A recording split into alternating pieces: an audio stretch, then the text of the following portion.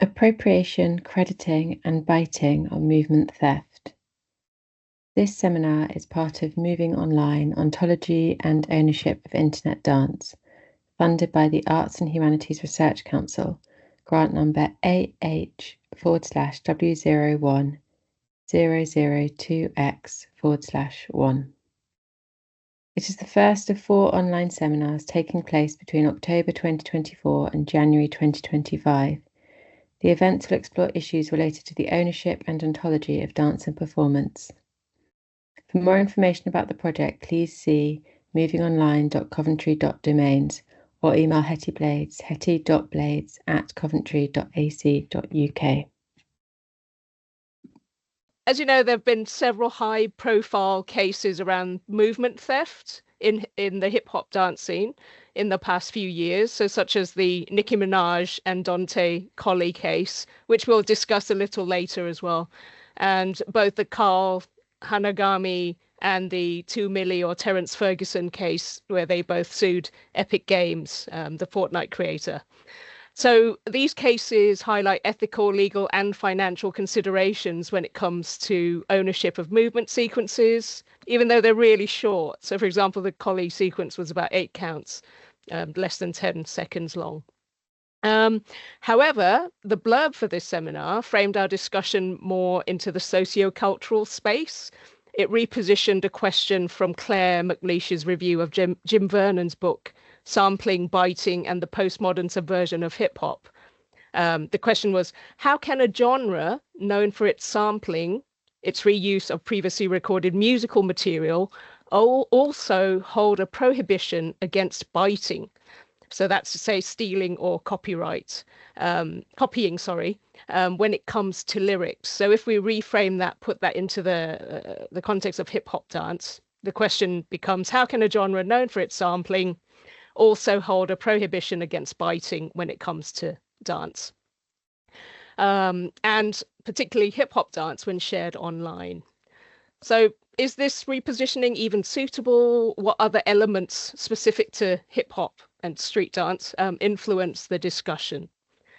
So to take us into this discussion, we've invited Joshua Effi and Lauren Scott, who are both UK-based dance artists, to share their experience and relate to this topic of appropriation, crediting, and biting / movement theft. So Josh Effi is the stage name of Joshua Effi. He's a Nigerian-born dancer and choreographer. He's gained recognition for his dynamic and energetic dance style, particularly in hip-hop, krump, breaking, and animation.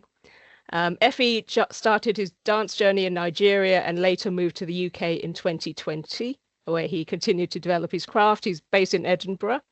And I will let Josh tell you a bit more about himself as he shares. And Lauren Scott is a multidisciplinary artist specializing in popping, hip hop, and contemporary dance. Having studied at drama school before training at London Contemporary Dance School, Lauren's practice often explores the fluidity between naturalism and surrealism.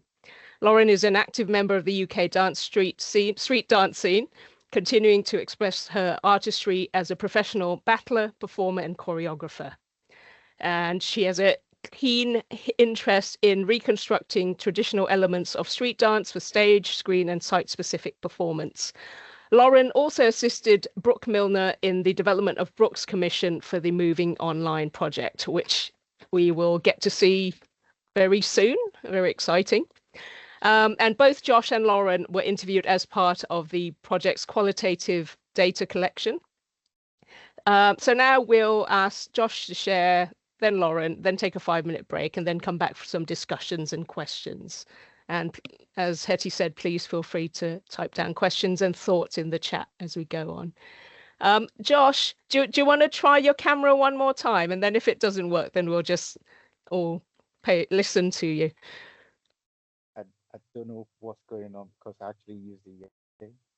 Oh, you are? Okay. I used the yesterday. Yes, we can see you. Yes. Really? Okay. Yes, we can. Is it clear enough, or? I mean, at least we can see a kind of silhouette of you, which is quite cool, actually. Yeah. Oh, all right. We'll just manage this. Sorry about the camera situation.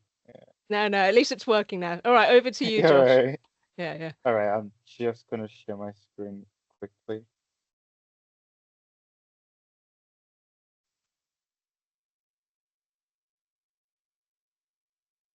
Everyone see my screen? Yep, we can. All right. So welcome everybody. Thank you for the opportunity to speak today in this very important topic for dance. Um,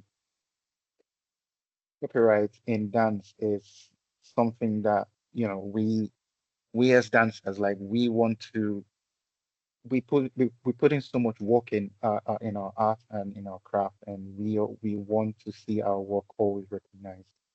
So copyright is actually a very important issue, I'd say, in dance. Um, just to say this before I start, like, this is going to be a very interactive um, session, and it will go both ways. It's not just me speaking. I don't think I'm here to lecture anyone, but I'm just here to, rub minds with fellow artists as well, and we could all learn from each other. Um, how many minutes have I got? But How many 10, minutes have I got? 15. 10, 15 minutes. All Yeah. right, real quick. All right, let's not waste any time. All right. Yeah, so copyright in dance is a complex and often murky area of intellectual property. Unlike books, music, or art, dance doesn't easily fit into copyrights. I'm going to explain that. Um, Although choreography can be copyrighted, there are always many limits.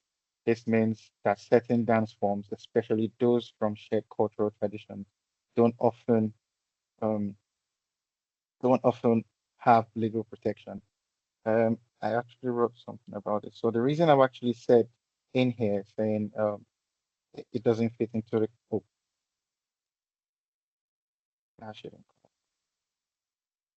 So the reason I've actually said this is because there are some artistic forms like hip hop and Afrobeat, Afro dance. I'm going to use Afro dance because I'm Nigerian as well. Afrobeat and hip hop, they're like deeply rooted in culture. So if if you want to get like copyright for such style of dance, it's copyright law for such kind of dance. It's kind of like very difficult because it's not an individual thing. It's more of like a community, more like, you know, it's been passed down through oral knowledge. And for it to be copyright, and for it to pass under copyright law, it has to be something that is written.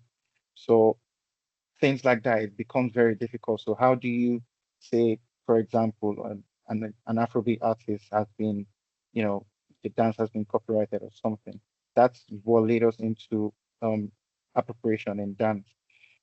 Before going in there, we'll just talk briefly about the digital age in dance. So as we know, like right now, like most of most of the dance we see online, like they originate from TikTok, and TikTok these days has like influence on dance as it is. You want to go viral, like it's easier to just post like a couple of seconds video on TikTok. I've got here it says in the digital age, the sharing of dance online has sparked intense debates about copyright, particularly concerning appropriation, crediting, and movement theft. Um, it would make sense to think of it as, when everyone's trying to do a trendy dance. I think that explains it. That explains it in a nutshell. Um, Unlike other art forms, dance lacks explicit legal protection under copyright, making it difficult for creators to claim ownership over their choreography. Like I said, because it is often passed down as you know, oral tradition or oral culture, you know, dance is not it's not giving that, I would say dance is not giving that recognition it deserves. Like, it should be part of the law to, you know, to actually incorporate um am I echoing?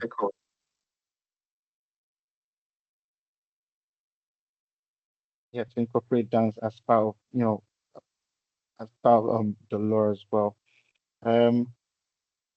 I've got here biting in hip hop. So biting in hip hop is biting in general is a street term, and it's not just only in dance. You could see biting in street freestyle, football freestyle. It could be in any street um tradition, basically. But biting refers to like unauthorized copying of moves, basically. It could be in skateboarding, it could be in football freestyle, and it could be in dance itself. But it's a street term for, you know, should I use the word like stealing someone else's move, basically? And I've got an example here, like a very popular example. This was in 2020. Jalea Hammond, the Renegade choreography, the wall, the hit the wall, and you know, she couldn't. She did the dance, and it became a very trendy thing, and everyone did. Everyone was, you know, going through TikTok with the dance. But I think what in our own story, like the reason she was able to get recognition for this is because she actually went the extra mile to, you know, in every post she sees someone doing the renegade choreography, she always put under the comments like, you know, you should tag the creator of the dance, or if you don't know the creator of the dance, then don't try to like, you know, make it your own and things like that. She was basically like putting comments in every post she could find, but she got her recognition through Ellen DeGeneres, through the New York Times as well. And that was how she was able to claim copyright of the Renegade choreography.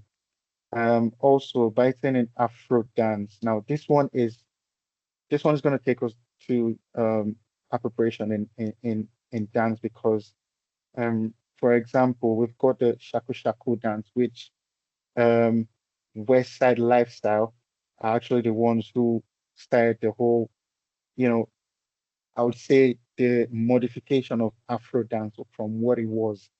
Um, and they started this with the shaku shaku dance. And nowadays you see so many variations of the shaku shaku dance, people doing different things, calling it Afro dance. For it to be Afro dance, it needs to have certain elements in it, which you know, which which are like embedded in the culture itself. So, say for example, like you've got someone who's not from Nigeria, or because Afrobeat, Afro dance is from Nigeria. So you say someone who's not from Nigeria, and they're saying things like, "Oh, I'm an Afrobeat, I'm choreographer." I mean, it's all right to say that, but you if you're gonna say you're an Afrobeat choreographer, you might as well learn the culture yourself. It's like you know, I want to give like I've got a friend who she says I'm an Afro commercial dancer, and I've always asked her like, what do you mean by I'm an Afro commercial dancer? Like you intentionally like take out the culture bit of it, and then you are trying to, benefit from this dance. And I often hear people say things like dance is a universal language, so it's a free for all thing. I mean, you're not entirely wrong, but if you're gonna say that as well, you must well, put some respect on the culture as well. It's something that it's not just an art form anymore. It's now like a cultural thing. If I've got any time, I'm gonna play this video so you can understand what shaku shaku dance looks like. Just to let you know, these are my friends actually. They are the originators of the shaku shaku dance. Um, is it alright if I play the video just to Yeah, of on course. keep it Yeah, yeah. short? Okay, I'll just play this just for us to just see what the shaku shaku dance looks like.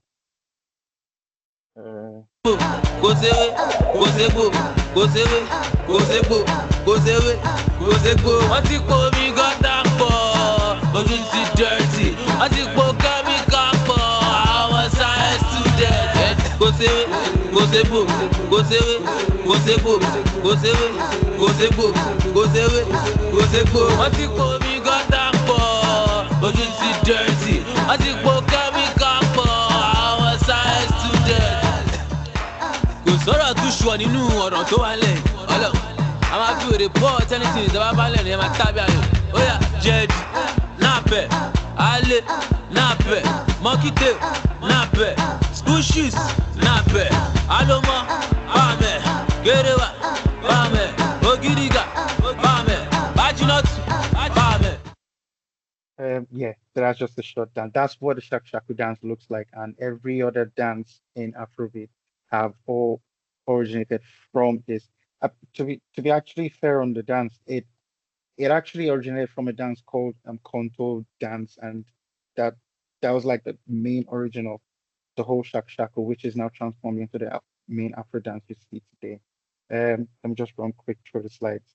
Now, what is dance appropriation? I feel like this topic is not talked about enough because many people are not very aware of it.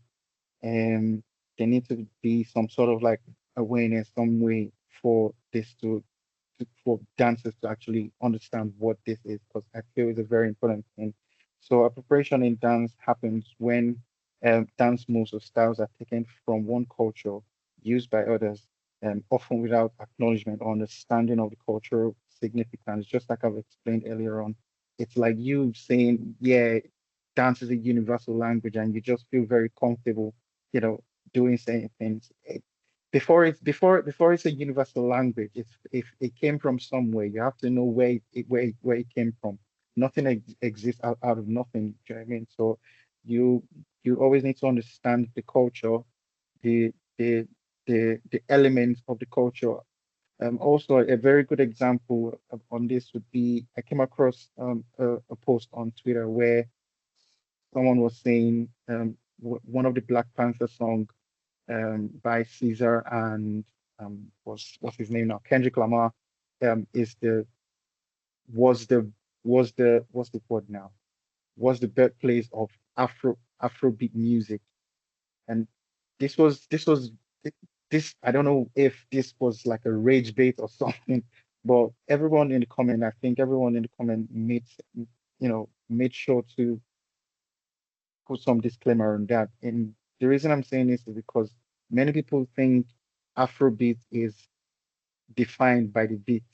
It's not defined by the beat. Even hip hop, it's not just defined by the beat, it's defined, by the elements that support the beat itself. So if there are not certain elements in the song or certain elements acknowledged in the dance, then it's not an Afrobeat dance or a hip hop dance. Even if you play it on even if you play a proper hip hop song, you need to incorporate certain elements in them, for it to be um for it to be hip hop or for it to be culture. Um, like I said, it's not gonna be a one-way thing. So if anyone has any question or any objection, we let's discuss and rub minds. I think I prefer it that way. Yeah. Okay, I'm just gonna read these last 2 points here. So cultural significance, like I said, like many dances, especially in Afro dance and hip hop, carry deep cultural, social, and historical meanings. And when others adopt these moves without understanding or respect for these origins, they reduce them to trends rather than expressions of cultural heritage. Um, I think this cultural significance is kind of like self-explanatory. Real quick, imbalance of power. Dance appropriation often involves dominant culture profiting from the labor and creativity of marginalized groups. This reflects larger issues of cultural exploitation, where certain dance forms are commodified by individuals or industries with more power, visibility, or financial resources. A clear example of this would be Black is King. A lot of popular Afro dancers were used in Black is King, and I'm not sure many people know who these dancers are. We all know it's Beyonce. So yeah, yeah, yeah, yeah, we're all good. I mean, why are you profiting from a culture? You want to talk about the Black culture, and then you're using what's the word now? You're using it for your own gain. You thought about the concept, and you thought, okay, yes, I need to use people from this particular group of particular culture, but then you just didn't feel the need to, properly acknowledge them. I mean, it's the bare minimum, isn't it? It's the things that, it's not much. These days you can just, just tag them easily. That's what it is, or post them on a story, or post and the previous work or something, it's just those little things, and those things have been ignored over time. I think that's where I'm gonna stop for now. And if anyone's got any question or suggestions or anything. Any burning questions right now? Please feel free to raise them if there are any burning ones. Otherwise, we'll have them at the end of the discussion. Yes, thank you so much, Josh. I have so many All right. questions. All right. Thank you. Yeah. I'll stop sharing now. Thank you. Yeah. Wonderful. Brilliant. Shall we go to Lauren now? All right, Lauren, over to you. Yeah. Hi, thank you. Thanks, Josh, for that. I'm gonna share my screen, but when I share my screen, I kind of go a bit blind because I can't see anything that's happening. So if like I cut out or anything, if you could use the sound instead of the chat, that would be really useful. Yeah, we'll let you know. Thank you. Yeah.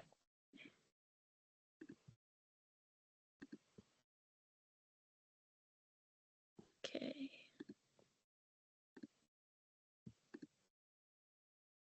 Is this on screen? Yeah. It is, yep. Okay, amazing. Awesome. Okay, so within this presentation, I'm focusing a lot on this idea of originality within hip-hop dance and crediting.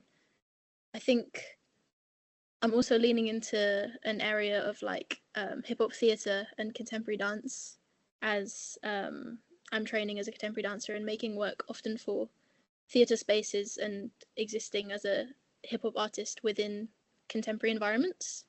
So that threads itself within this presentation quite a lot. But yeah, thank you for having me. So I was introduced, but I'll just go over it a little bit in more detail. But I call myself a movement artist because of the sort of mix of spaces that I find myself existing in as predominantly a hip hop artist specializing in hip hop and popping. I'm a performer, so that encompasses sort of solo work, which I'll perform in theatres, working with touring companies.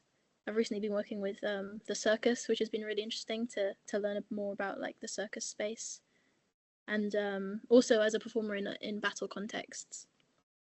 My main sort of what I'm doing currently is I'm a student as well as a freelance professional hip hop artist. I'm a student in a contemporary sense, but professional in terms of like my hip hop work predominantly. Also trained at drama school, so a lot of influence of that stuff comes into what I make and how I sort of storytell for performance and stage-based work. And I think for me at the moment, these topics of appropriation, movement theft, biting have been floating around a lot as I find myself working with different people from different dance backgrounds who are interested in hip-hop dance and hip-hop culture, but might not have the knowledge or the understanding to respectfully or get involved and take out what feels useful whilst crediting appropriately to where it came from, which is kind of what Josh was speaking about too. And also just saying my appreciation for being invited, particularly as a young person as well, who's within the scene as it is right now, so very much close to the hotspot of the London hip-hop dance scene and contemporary dance scene and the battle scene. And I think that perspective feels quite unique in some aspects with having so many elements to my mixing pot of information that I can offer. So originality in relation to hip hop, from my point of view, I think some of the questions that might come up if you're not a dancer or you aren't a part of the culture so closely, is like, what is this idea of movement ownership anyway? Like, we all have bodies, we all have minds. Like, how can someone own something that everyone can do? And it's quite an abstract concept anyway. But I think for dancers and artists, in a broader term, like, there's a sense of identity that's connected to what we do, and also this element of craft and spending so much time working on something and having that appropriated or copied or mimicked feels like diluting something. But in terms of laws within the UK, Josh again kind of covered this, but dance moves can be protected under copyright if they meet some criteria. So if the dance is original, again, I'm not sure like who decides if what is original or what not, but that's one of the points. The dance is original, the dance is fixed, so it's a repeatable choreography, and the dance is recorded in a permanent form, so documented. And again, this is for choreographies and not necessarily moves. For example, like the work of Pina Bausch or Bob Fosse would be protected by this. But for example, like the moonwalk by Michael Jackson, well, not by Michael Jackson, but popularized by Michael Jackson, wouldn't be under this, because the moonwalk is actually what's called a backslide and came from jazz, though popularized to the world and recognized by Michael Jackson. And in hip hop or contemporary, this idea of originality, I think, is tied closely to, your sense of identity, your craft that you work on, your approach. I think a lot of people find spiritual experience through dance as well, and like nurturing, this external or this other part of their identity through movement expression. And it's a very personal experience, and particularly in battle spaces. So when two hip-hop dancers go head to head in like a tournament, you can definitely identify these elements of people having their own style or their own flavor, which you can really identify from dancer to dancer, which is quite interesting. I think it's also useful to just touch upon like why, as a hip-hop dancer, I'm training in an institution, something that isn't commonly institutionalized, though it is becoming more so. So I'm in a contemporary space a lot of the time, and I think what I've managed to gain from a contemporary dance space is an expansion of my knowledge and potential for creating work in the future within all these different pockets of art and creative spaces. And it's also something that not a lot of hip-hop artists get to have the opportunity to do, because a lot of these institutions value, in the hierarchy of dance, ballet and contemporary. And up until about maybe like 5 years ago, or certainly more than 5 years ago, you wouldn't have any hip-hop artists in institutions. Like we just wouldn't get in, which is also feeds into this idea of gatekeeping, of opportunities from hip-hop artists. Yes, and in relation to contemporary theatrical works, I've seen a lot of hip-hop moves and styles be appropriated within the theatre, and I often talk to a lot of people about it afterwards as to why it bothers me, and like the deeper systemic issues within movement appropriation from a contemporary lens. And this is often due to a lack of credit to the source, poor execution of fundamentals of hip-hop dance styles, so not training in them, but trying to replicate them on stage and getting the buzz or entering the trend of hip hop, particularly in contemporary dance at the moment. And it also feeds back into this lack of resources, funding, and support for actual hip hop artists within professional dance sectors, and lifting up the underground scene rather than keeping it over there and taking what you want from it for whatever financial gain or popularity. So this idea of originality and identity is something that a lot of hip-hop artists hold very close to themselves.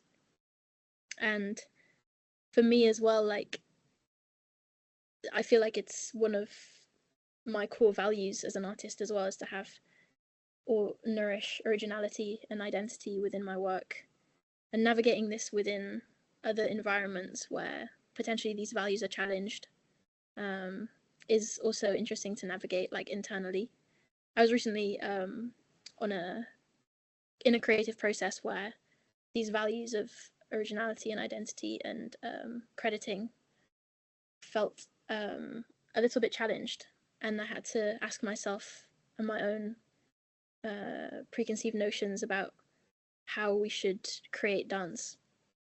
They were challenged, and within that process I had to kind of navigate for myself these feelings.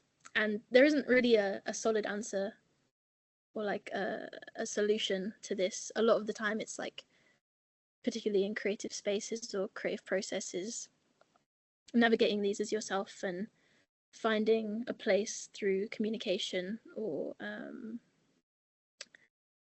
self-work where you can feel like you maintain your values whilst being a part of a process or helping others. So onto like the historical lens, kind of away from this contemporary lens.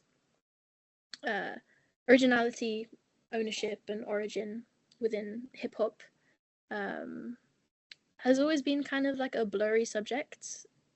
The nature of the dance is that it's a social dance. There's not a lot of documentation beyond videos, and it was born on the streets, predominantly by Black and Latino youths, to stay out of crime and find a way to connect with each other in New York in the 90s. And this is what makes hip hop different to like ballet or contemporary. Again, it's not meant to be taught in studios or institutions, and a lot of people would argue that it's not meant to be in theatre. It's a social dance, and it's heavily connected to what's happening at the time. So like the zeitgeist of the 90s, the movies that happened there. There's moves within hip hop that reference like Bart Simpson and the Smurf, and the Cabbage Patch, and these are all like party moves within hip hop. And today we see young hip hop dancers using what's around them now to influence how they move. So it's a constantly evolving style, which is different to, say, elements of contemporary or ballet. And it's also young, like hip hop is 50 years old. So there's a lot more growing to do, and archiving, and pioneers are still alive to change narratives. And they often do this, things that pioneers said,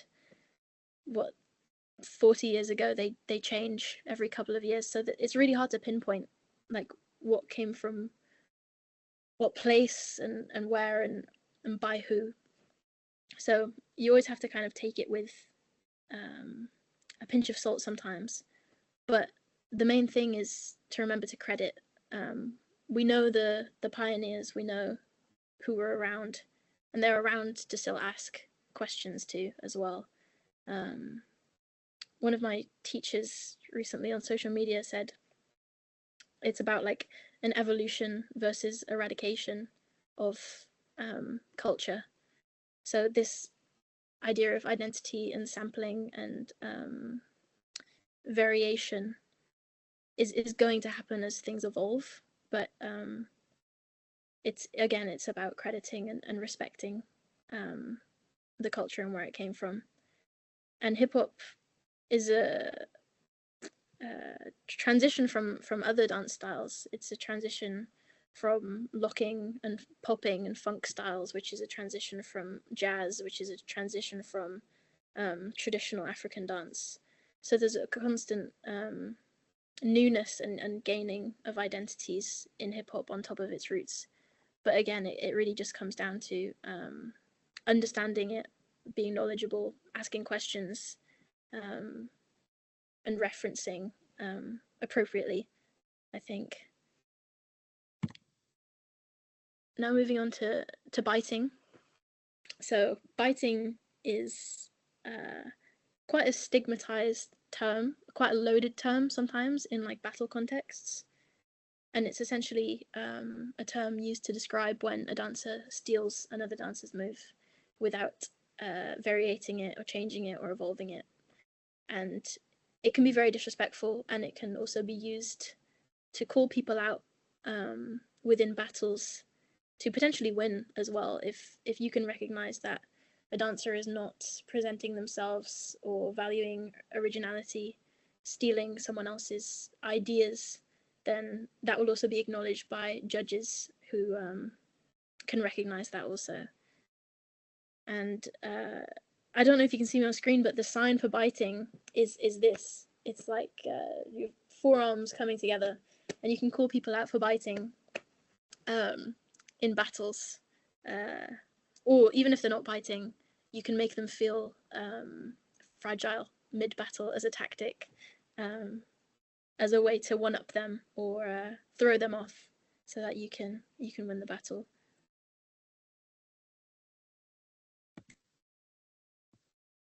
I think for me as an artist, and moving into a lot of theatre-based work or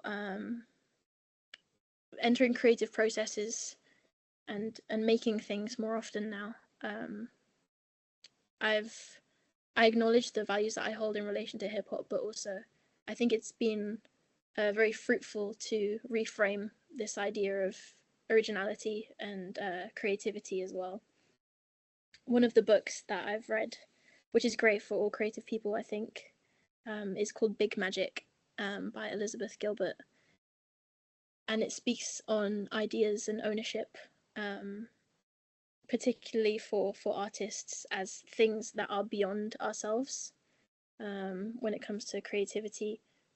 This concept that ideas are floating around us, and it's our job that when the ideas choose to arrive to us, that we grab them and we manifest them and we hone them and make them physical things.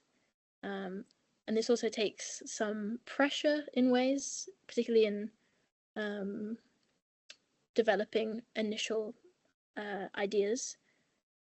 It takes the pressure off the artist being the source of all inspiration, and takes that pressure off. And I think it's just a nice way to think differently about ownership of ideas.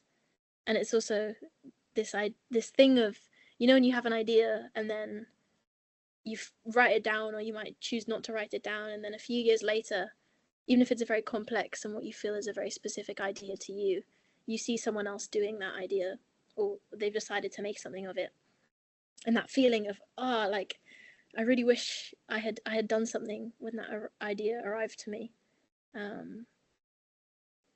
is something that I think is quite refreshing. I think at the core, like, bringing your identity into dance, and your own identity and your own experience, where you grew up, what you like, aside from dance or aside from your artistic practice, is all really important. And I think some people forget that we want to understand, like, the artist as well as the work, and these experiences inform the work, and really leaning into being yourself and presenting yourself authentically as an artist is something that should empower us, and give us freedom, rather than trying to mimic or steal from others potentially. And then kind of opening this back up to movement ownership in digital spaces. I think it's really interesting to think about the future of dance and, you know, the digital resources aren't going away. So how do we leverage these to help us as artists? And it was kind of mentioned about like Fortnite buying people's viral dances off them, and then it also brings the question of how do you value someone else's intellectual property, and like how do we who decides that, you know? And as dancers as well, I think we tend to be lower in the food chain, obviously, in these next to like these big corporations. So how do we feel that our art is being valued appropriately, or kind of that sort of idea, which can be quite controversial for a lot of people. I think a lot of people would, especially within the hip hop space, really disagree with sort of corporate businesses buying dances from underground artists. And then we also have like TikTok and social media and dance, and yeah, this monetization of viral dances. I think on the whole, there's such a power in dance for marketing and also connecting people. We kind of saw what happened through COVID-19 and how dance and TikTok allowed people to connect, though completely separate. And I think community within dance is a thing that's not going away, and community in general is something that I think people, as the digital age takes over more and more, is something that we're all looking for. So yeah, it's interesting to think about. And I was having a conversation with a friend as well recently about how we value, going back to like contemporary dance and theatre, how we value theatre differently to how we value a 20-second dance on a phone. Obviously, they take such different levels of work or effort, yet a 20-second dance can have much more outreach than an hour-long theatre show that is limited to the capacity of whatever space it's being held in. And I think these these like hierarchies of how we present dance as well is definitely going to shift as we move through the future of social media and AI, and how do we not be afraid of that, but use that as artists to help us create more art and reach more people. So yeah, this is just a brief summary of the kind of points that I covered, and this is the references. Thank you. I hope that was clear, and I didn't cut out, but I'll join back. Yep. Thanks. Thank you. Thanks so much, Lauren. Oh, so much to unpack in there. Shall we take a 5-minute break? Yeah. It's and then, you know, let everything stew, and then we can all come back and have some discussion, some questions for Josh and Lauren and everyone who's here. So it's 4:51 right now. Should we come back at 4:56? Great. Shall we continue? Just wait for Lauren to come back. Oh, Lauren's there. Yeah. Brilliant. So whilst people are thinking about their questions, I've just got two to start us off with. And the first one was based on Josh's, Josh, you mentioned Jalailah Harmon, right? I don't know if I'm saying her name correctly. So Yes, it is. let me get this straight. So she went to everyone who performed her movement sequence, and she said, basically, tag me, tag me, tag me, tag me, tag me. Yeah. And Yeah, that is how she claimed her ownership of the work. oh yeah, that's from what I've read, like that's what actually happened. And if you go under some posts, like you would literally see the comments there.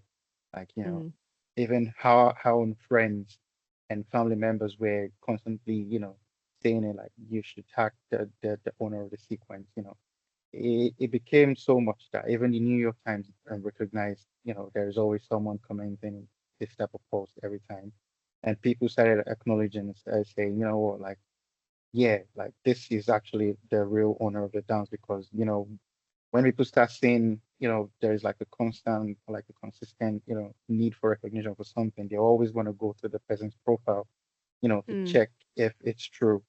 And then when people started saying like, oh, it's actually true, people started commenting in other underneath the post as well, saying, you know what, like this is actually the owner, even though she doesn't have the blue fake thing, she's not verified or anything. Yeah. She's the owner, and you need to recognize her. And she was also recognized by Ellen DeGeneres as well. Okay. So yeah, she performed there as well. So yeah. So she never really. So it wasn't copyrighted in any way, but the ownership came through. Yeah, I don't know how to describe it. Yeah. I don't know how to describe it too much. Mm. She had to like put in the work herself, which if we want to talk about like, copyright and ownership, you shouldn't have to go through, that sort of thing where you're now the one trying to like enforce the law. If you see what I mean? Yeah. Like she had to do the work herself. Whereas if there was like a law already, that wouldn't have happened, if you see what I mean. Don't know if anyone wants to respond to that. Okay, thank you. And one more question for Josh. You showed us the shaku shaku and guara guara dance. Are those two the same things? No. So No. the Okay. shaku dance is from Nigeria and the gwagwara dance is from South Africa. But obviously, because I'm not from South Africa, I don't want to go too much into it. Yeah. Right. Okay. And so so what was the relationship between the two? So basically, people have often involved the two dances in the, say for example, in the hip hop moves as well. Sometimes some people don't even know.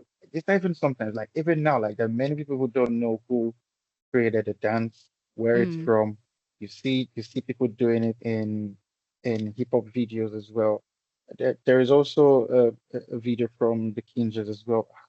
I've brought this video where one of them was actually doing the dance for a hip hop choreography, which to be honest, it looked cool, but yeah, it's from somewhere. Might as well just reference where it's from.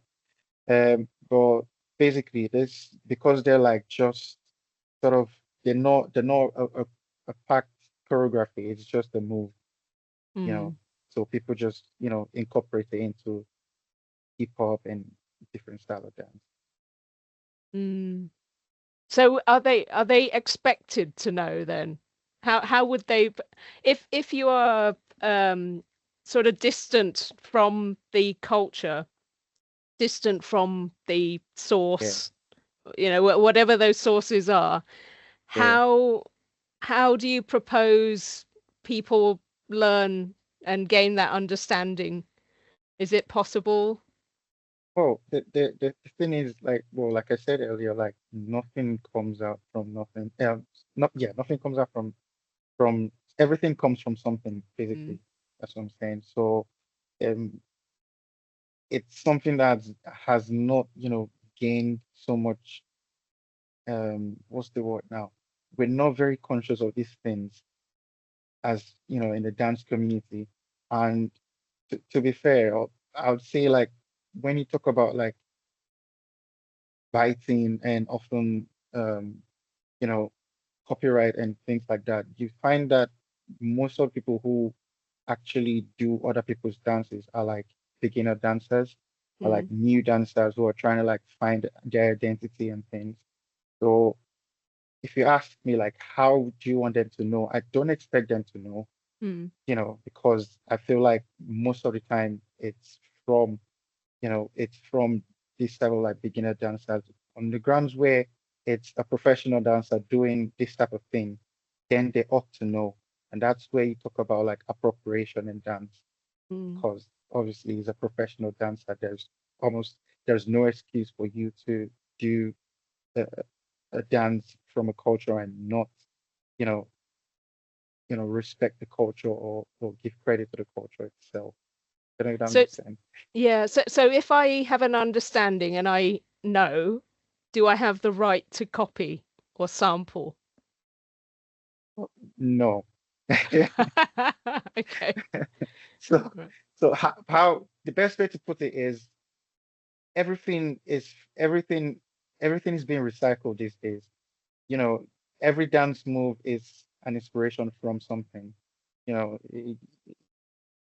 we what I would say is if you see something you like, it's all right to learn it. It's all right to like copy it, but you should modify it basically in a way like you're doing it, but obviously it shows like you've learned something and you're now doing like a variation of that thing. It's uh, that way it's not you're not stealing anyone's work. You are appreciating someone else's work and you are being creative on their work. You know what I mean? Yeah. Thank you. Yeah. Lauren, any responses, thoughts on that, or any of those questions? Yeah. Yeah, I think this idea of like, if you understand the craft, can you still sample? Is an interesting one. I think for me and my sort of perspective on things is I really appreciate and I recognize when people acknowledge something but then do it in their own way or variate it. And I think as well with like, it's the same with music. Like when you sample something or if it's like a speech from someone or from another song, when they use it as a sample, it's often its own new reinvented thing. And that's where I feel elements of like skill come into play and artistry. So for me, and I guess if we're talking about like taste, variation and evolution of an idea is something that I certainly value. Yeah. Is now I'm speaking from a completely I have very little knowledge of hip hop, street dance, and so on. Is sampling a more of a hip hop term practice? And I'm throwing this to everyone as well. In hip hop dance, I yeah. feel like people don't use the word sample so much. Okay. A lot of the time, people will variate moves that are party moves or like foundational elements of the style, the sort of codified language of the original hip hop style that the pioneers created. So people will take those and variate those with their own sort of like stamp on them. But it's quite rare to see someone, say if you have battle dancers, for example, it's quite rare to see someone go, oh, I like what they're doing, I'm gonna take their own move, which isn't like a foundational element, which is potentially connected to their own self-expression, taking someone else's sort of like self-expression and revamping that, I feel like is less seen for sure, because again it's like people value creativity and like expression of self, not taking someone else's expression of self. Thank you. I would also say like James said something and biting very different things, and that's very true. Like sampling is totally different from biting. I feel like a lot of understanding to biting has not been, out there, so it's more like some, like I said, you find people who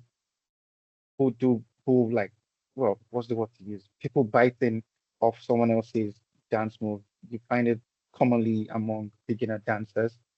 Whereas when you're talking about like sampling, it's just like, you're taking something from someone else's work to like incorporate in your own work, right? Still giving them the credit they deserve. It's not, I don't think it sampling and biting are actually like, the same thing as well. I totally agree with James. There's a way to explain it that it should make sense, but biting is like taking exactly what is not yours and trying to make it look like it's yours, basically. Thanks for that. Yeah. Saskia, yeah.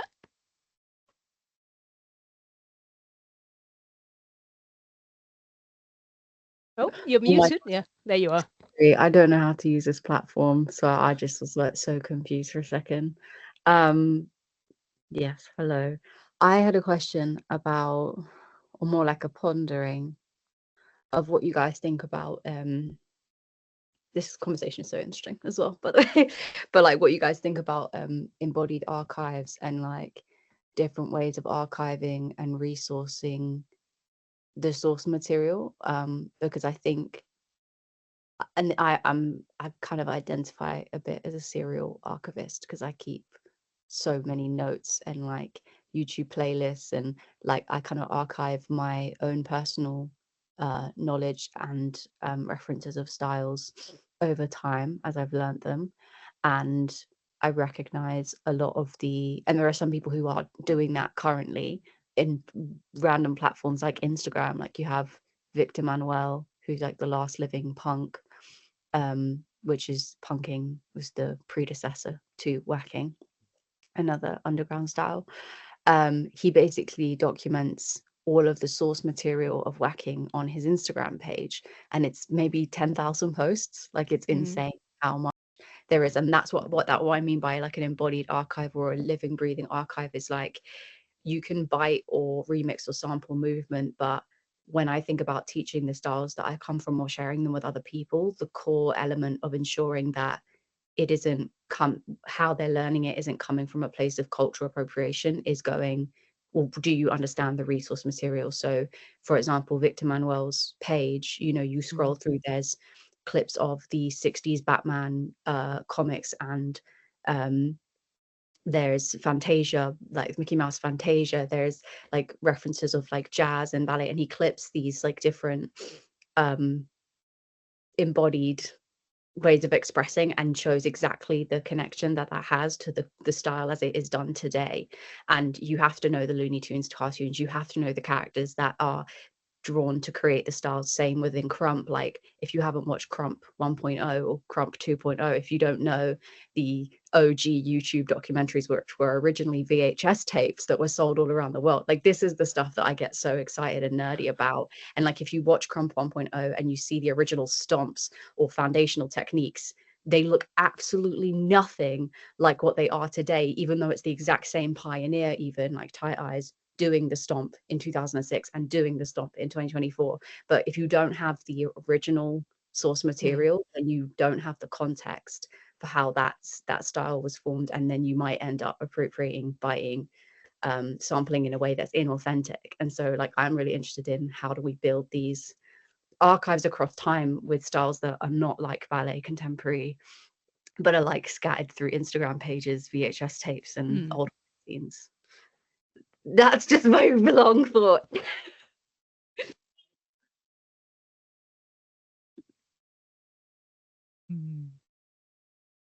No, thanks for that, Saskia. How are you? Are you doing that in some way, shape, or form? No, I just thought of it now as we're talking. Okay. No, Robert Hilton is a mentor of mine. He invited me to this. And, wonderful. He did a talk on embodied archives a while ago. It's all just cross-pollinating, and I'm like someone needs to. Is that? I don't know.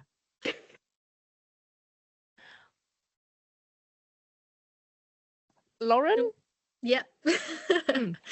Yeah, that's really cool. Yeah, archiving is something that I do as well, like constantly.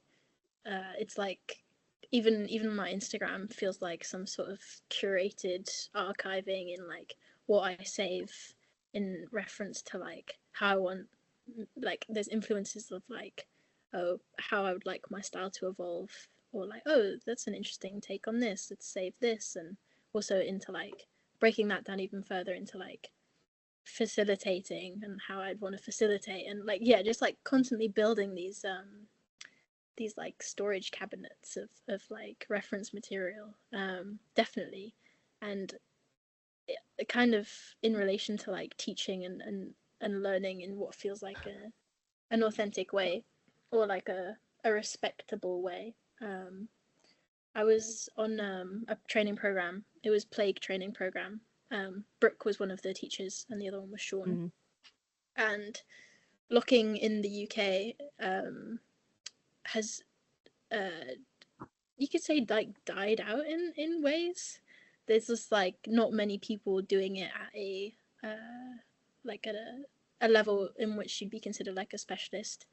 And also like there are definitely some locking teachers teaching who would have taught like Sean or Brooke, but there's just not that many, and there's not many like locking events, there's not many like jams. So this sort of program that they created was to try and protect and share the knowledge in the most in the closest way that they could to how they learn, and to how others would learn if they were around it at the time in like the 70s, for example. And they used referencing so much. Like we watched so many videos, and it was a really, for me, I hadn't learned a style through this way of like watching archived videos, and it also took some pressure off in a way, because I think when we learn these styles, we want to do them perfectly. We want to sometimes we're like overly cautious when learning as well, in terms of like wanting to replicate exactly how they did it and do it like in a respectful way. But when we were watching these videos of like the lockers, the original lockers, like they were all doing the same move differently because they all had their own identity. And we were watching a video of the lockers doing like the stop and go, and each single one of them, they were all in this group, they were all a part of this time of like when locking started to become a style that was recognizable on like even Soul Train, for example. But they were all so original. They were doing the same thing, but they were also original, and they all had their own flavor and their own approach. And I think for me as like a student as well, like seeing this archive material and not just being taught by one person, but like witnessing like vast sources of information helped me also like lean into my individuality and do locking my way, whilst also being respectful to the pioneers of the style. And it's that to me feels slightly different to someone saying, oh, I want to do it my way, therefore I don't need any of that other stuff because I'm going to do it my way. So it feels like there's a more acknowledgement happening through archiving. Again, that's just like a thought tangent, so I'm not quite sure what the conclusion is, but I thought that was interesting to kind of jump off of. Yeah, I don't know if anyone has anything else. Thanks, Lauren. Robert, yeah. Yes, I missed half of it, unfortunately, but I think the last question is more pedagogy of in the 80s and 90s, if you had a VHS, you wouldn't let anybody see it because that would be your kind of weapon, that would be your toolbox. And as we know now, digitally is just a sea and a monster of information. Therefore, the kind of, in the 80s, the ownership would be of VHS. Now there's that much. you can kind of jump the narrative unless you're kind of, it depends how deep you want to go. So if you're going to go Sean, whoever, they're going to come with it as opposed to more of a kind of commercial, this is a Scooby-Doo, this is the point, kind of looking vocabulary. So the difference between the approaches of the person you're going to learn from and them giving you movements rather than someone who brings more of a cultural perspective and say, you know, an hour and a half class isn't that much. We need a longer time so we can sit and watch the videos and kind of look at it from a 70s perspective of the lockers or even pre-lockers.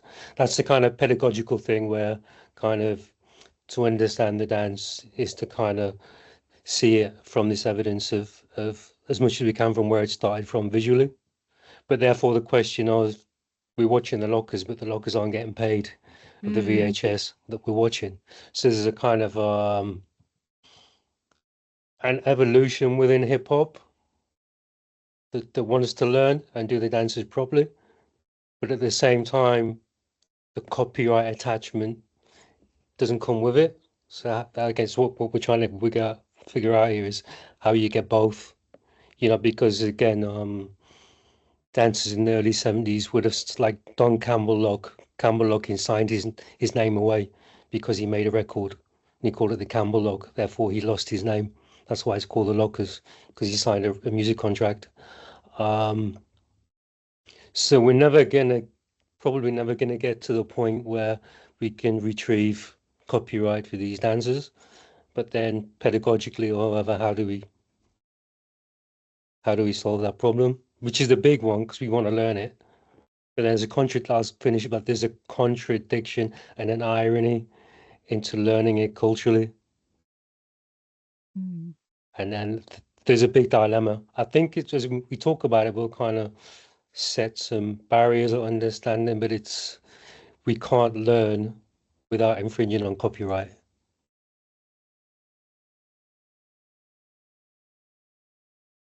I think thanks Robert. That's you've ended with a really deep question there. Libby, you had your hand up, and then we'll go to Lucy. Hi, thanks so much, first of all, Josh and Lauren. Those were really fabulously interesting talks.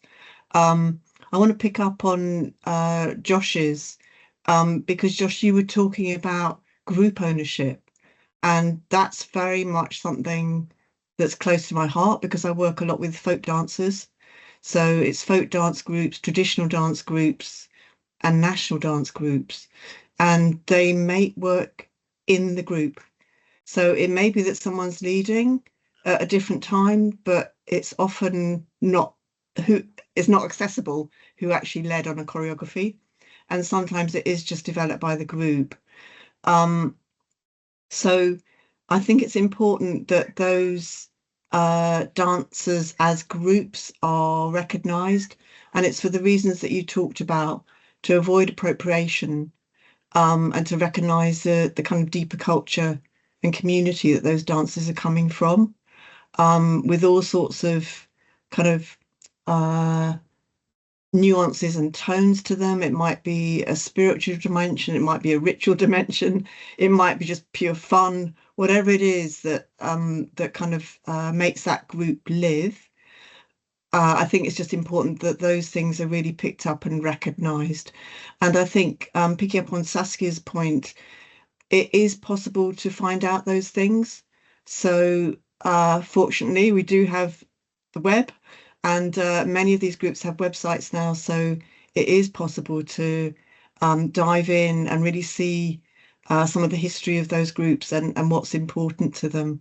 So there's a little bit of an angle to what we've been talking about today. I appreciate that. But I just wanted to acknowledge it because I really resonated with a couple of things that Josh said. Thanks, Libby. Josh, did you want to respond to that? Yeah. I think you've like hit the nail on the head on everything I've been saying. So, in line with group dance and I'm gonna talk about it from like a cultural perspective and what it is nowadays. Like, so if I use say something that has like a deep cultural like Afrobeat dance. It is, I would like to say, like, it's very difficult to say another Afrobeat dancer is, copying another, you know, another source of another dancer, because if the dance is more about the embodiment of the culture. So say someone who's from the culture is doing the dance and someone else is sort of like copying exactly the same move. Sometimes it's like we're both from the same place. Like, what do you mean I'm stealing your move? We're both from the same place. This is like a cultural dance, right? Mm. What makes you think, why would you say I'm stealing your move? But then the way it is, the way it works these days is like everyone wants to be recognized for doing something for the first time. So sometimes exactly what Robert said, like there is no way to properly learn without infringing on, copyright, because everything is from somewhere. Everything is recycled. You see what I mean? So in terms of like the group dance, if we're talking about like now away from culture, if we're talking about like the group dance, personally for myself, whenever I teach and whenever I take on classes, I tell the students like, don't do it the way I'm doing it, because the way I'm doing it, it's my own dance. It would always look good on me because I've spent hours. What you just have like what, like maybe 1 hour to learn what I've been doing for throughout the week, basically. So just enjoy the dance, flow the dance, and vibe off your partner or anyone that's beside you. Just feel the energy in the room and enjoy yourself. If you want to move in sync, that's a different thing. If you want to move in sync, but like just enjoy yourself and just enjoy the dance. That's why I tell them for my own dance classes. Um, I feel like if it comes to a group dance, if it's the whole group who comes together to like choreograph the dance, then oh, anyone could claim ownership within the group because it's it's a group creation, if you see what I mean. That was everything. Yeah. Thanks. I mean, when you said we're from the same place, what do you mean I'm stealing your move? I think there's something really, there that needs unpacking. We're from the same place. Okay. Thank you. Thank you for that. Lucy, let's go to you. Hey, yeah, thank you both of you for those discussions. Lots of things to think about. I think starting with something that Josh was saying about you kind of established a difference, or you set the two things apart from each other, something moving from an art form to a cultural form. And I think the answers, a lot of these questions that we're talking about are answered as you grow through the dance form, if you are doing it from a cultural perspective. If you are learning it culturally amongst your community, you know when you're biting and when you're not biting. You know what a sample is. You know all of these different things. You want to know who the originators are and where things come from. So I think a lot of these questions only become pertinent when it's put on a commercial stage or in a non-cultural space. Even things like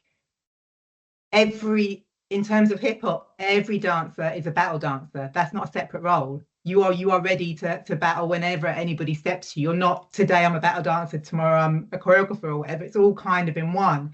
So I think for me, a lot of these questions come down to the cultural framework in which you inhabit as a performer, as a dancer, as an artist, and how you access these dance forms, these art forms. Thank you. Thank you, Lucy. Yeah. Speaking of the cultural platforms where you position yourself, I remember having a conversation with Josh about TikTok dancers and dance artists, people who can call themselves hip hop dance artists, as being sort of two separate. There's a divide between them. Josh, I don't know if you want to expand on that, or if your thinking's changed about TikTok dancers. Yeah. So So how I see it is like TikTok dancers I see TikTok dancers as different from actual dancers who spend time in learning, you know, the foundations of the art they're doing. TikTok dancers to me look like those who are after trends, who you just wanna do the trendy thing. You just wanna, you wanna, how do they say it now? You wanna get famous and stuff. That's the drive behind, the whole TikTok space. It's an easy way to like monetize eh, almost everything really. So TikTok dancers are like, when someone says I'm a dancer, and when did you start dancing? And you see like, well, say dancing like, well, like a couple of months ago, or like a year ago, and they're trying to, I don't know how to explain it, but it's like, it's like that sort of thing where the real, I don't want to use the word real, they're all dancing well, right? But if you see what I mean, like the what should be classified as dance really should be like, you're learning the foundations. It's a passion, it's you're embodying certain elements of yourself. You are like a carrier of, or like a representative of like this culture, if you see what I mean. You're not just doing it for like trends and stuff, which that's how I see TikTok dancers. To me, they're not real dancers because they're only doing it for the fame and for the money, really. Don't know if that explains it. No, thank you. Yeah, it almost feels like the thing on TikTok, the thing that is that TikTok dance is a different thing in itself. But yeah, okay, Lucy. Yeah, and well, I don't think I've ever seen anything on. I don't think I've ever accessed TikTok at all. So, but what I wanted to say is, looking at the young people that I work with and them using trends, etc., is TikTok just not like back in the day when everyone's doing the electric slide or the candy dance?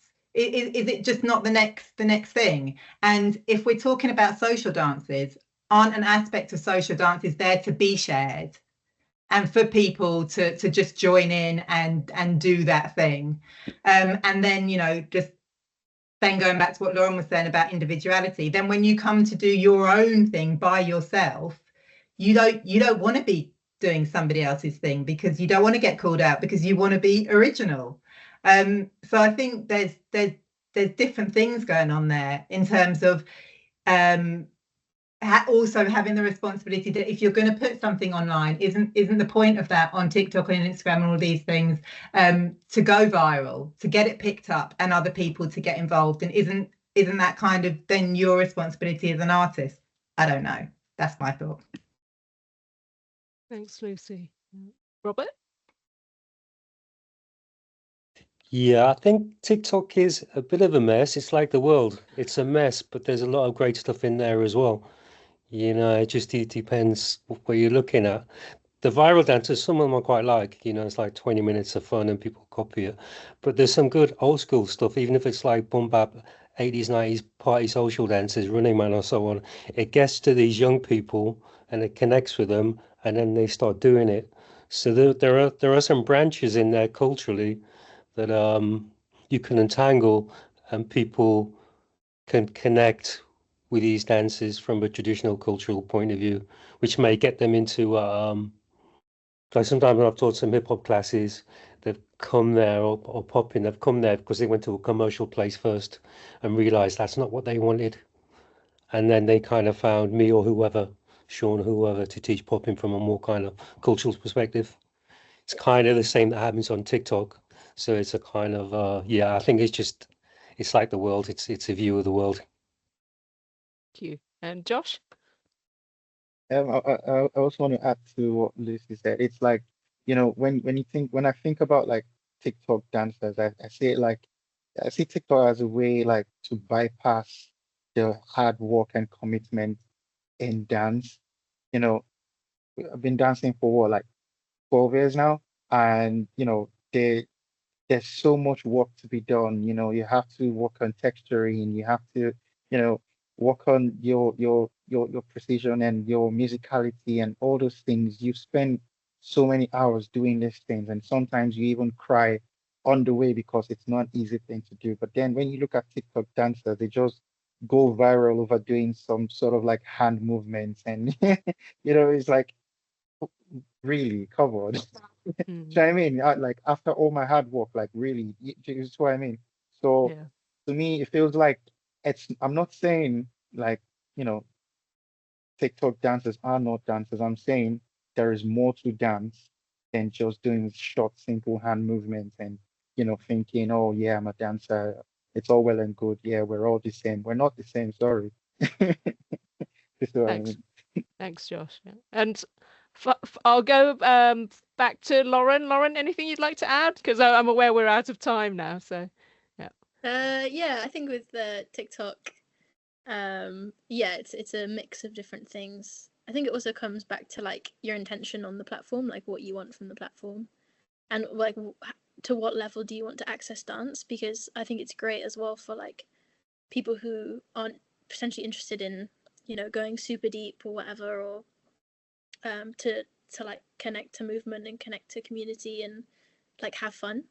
But yeah, I definitely acknowledge there's like, if I was to meet someone and they told me, oh, I'm a TikTok dancer, I feel like I would have an idea of what they were capable of, or like what they did through dancing on TikTok. That feels different to like, oh, I'm a hip hop dancer, or it's almost its own like style or genre in itself. Yeah. Thank you. So there's the whole platform. Does the platform create a new kind of thing in itself there as well? And whereas was it, yeah, Saskia, you brought up the idea of Instagram as a kind of embodied archive in itself. Do you think TikTok is the same, or is it a completely different creature? Gosh, this is a really interesting. You guys can hear me, right? I was trying to close the conversation. I think something else. No, I was just typing in the chat about like, yeah.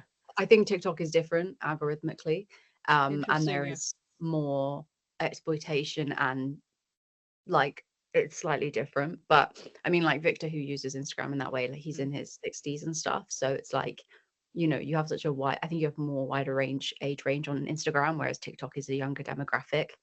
But there's been some really interesting exploitative things happening on TikTok, and I only mention Shekinah Church because they specifically went viral because Robert Shin decided to get them to dance to old school music, and it was the influx of like old versus new, like, I don't know, adaptation or co-optation, and like they are really high level dancers. Like the creator of Krump, I don't know if he's still in that, but people who are world renowned dancers were a part of that monetization and corporatization of street style dancers, and there's a whole documentary about it. So I'm gonna shut up now. Thank you.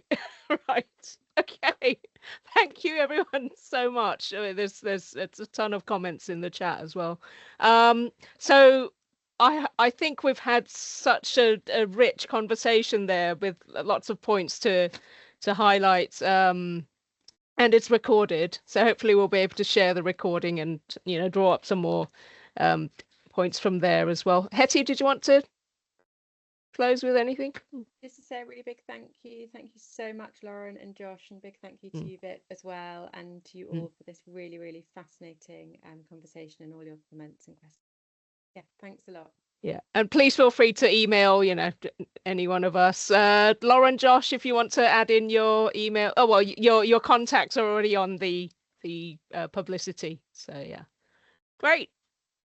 Thank you, everyone, and we'll see you for the next seminar.